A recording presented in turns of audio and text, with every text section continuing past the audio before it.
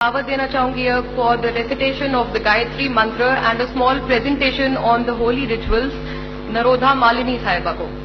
नमस्कार, नरोधा मालिनी की तरफ से और वजीर आजम पाकिस्तान मियां मोहम्मद के सामने गायत्री मंत्र महामंत्र का आगाज करती हूँ और दिल की गहराइयों से हैप्पी होली बोलती हूँ और गायत्री महामंत्र से शुरुआत करती हूँ।